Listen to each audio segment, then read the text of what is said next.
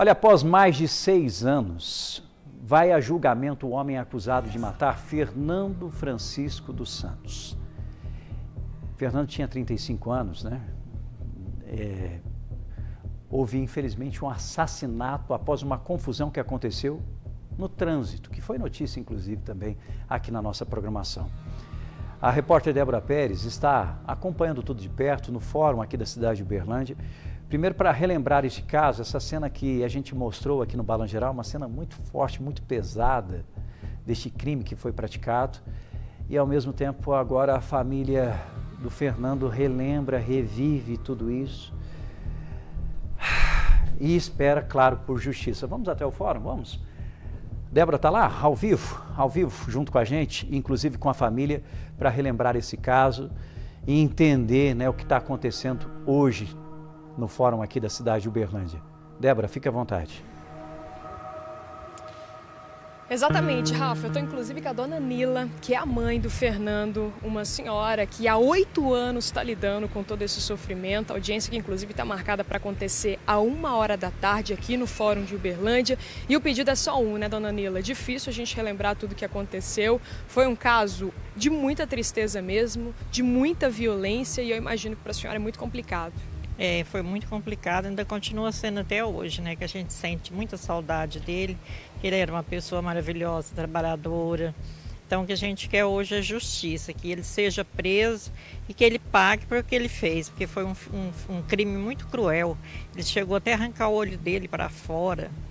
Então a gente quer que a justiça seja feita, que ele seja preso, que ele seja condenado e pague pelo crime que ele cometeu. E são 8 anos esperando essa resposta. Pelo que vocês me contaram, ele não está preso. É um caso, né, que abre muitas perguntas, inclusive muitas investigações para entender exatamente a dinâmica daqueles fatos, porque foram dias de muita violência mesmo. A situação como um todo envolveu também um caso envolvendo uma briga de trânsito, pelo menos o que foi repassado pela polícia. E para vocês, tem muitas respostas ainda que precisam surgir. A gente até hoje ainda não sabe muito bem ainda por que aconteceu isso. Ele fala que foi por causa do retrovisor que o meu filho quebrou. Mas se foi por causa do retrovisor, meu filho tinha uma moto 2000, ele poderia ter pegado a moto dele e não ter matado ele, né? Porque eu acho que a moto dele varia muito mais que um retrovisor, né? Porque o carro dele era velho, pelo que eu vi. Então a moto do meu filho valia muito mais do que o carro dele. E como que vocês ficam em relação a esse tempo? A gente está falando de 8 anos, 8 anos que a senhora dorme, não tem o Fernando em casa, e 8 anos que a senhora espera por esse pedido, né, por essa justiça. Pois é, são 8 anos que a gente aguarda, quando faz um mês, faz um ano, a gente chora, a gente relembra e ele solto, né? Então agora vamos ver se a justiça seja cumprida, né? Porque aí vai ser um alívio para o coração da gente saber, porque ele está pagando pelo que ele fez, né?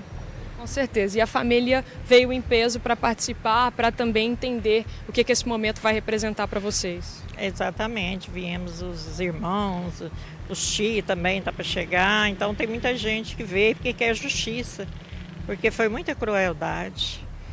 Nossa, até te falar já dá angústia no peito. Nossa, é muito triste. Dona Nila, muito obrigada mesmo, viu? Obrigada por ter participado aqui com a gente no Balanço Geral. Rafa, é isso, a gente continua acompanhando. A expectativa é de que comece por volta de 1h da tarde, daqui a pouquinho, tá faltando 20 minutos. E a gente, claro, assim como a gente fez ao longo de todos esses anos, a gente vai acompanhar e vai trazer também o que essa audiência de hoje vai representar em cima desse caso. Eu volto com você. A dificuldade da família, né? Da dona Lila conversando com a gente, e é uma dor sem fim. É difícil para nós que estamos aqui entender a dor que uma mãe sente depois de perder um filho. A gente não consegue mensurar, não existe uma unidade de medida que consiga explicar para a gente tudo isso. E ao mesmo tempo, a família relembra todos esses casos, todo esse caso sempre, e agora aguardando para que a justiça seja feita. E foi um crime que foi motivado, de acordo com levantamentos na época, por um motivo muito fútil, sabe? Um esbarrão que aconteceu no trânsito, esbarrão mesmo no trânsito. E o sujeito revoltado dessa forma, chegou com essa faca e sem perdão, o primeiro golpe, ele atingiu com ele praticamente de costa. Olha a imagem, ó. Olha isso, ó. Olha lá, ó. Olha isso. Então, uma cena difícil que ficou na cabeça de muita gente quando a gente trouxe esse caso aqui no nosso programa, e hoje está acontecendo aí o julgamento. Nossa equipe de jornalismo vai acompanhar e trazer toda a repercussão, e mesmo que seja a pena máxima, nada vai mudar a dor que essa mãe sente, que essa família sente depois da perda desse filho, por um motivo tão cruel, tão cruel. A gente vai estar acompanhando, ao longo aqui da nossa programação a gente vai trazer os detalhes, também fique atento no nosso portal, paranaibamais.com.br. Nós estamos falando de um julgamento que provavelmente não vai ser rápido, vai demorar, tendo aí repercussão. Nós vamos trazer também no Cidade Alerta Minas com o meu querido Lúcio André a partir das 6 horas da tarde. Então acompanhe tudo aqui junto comigo.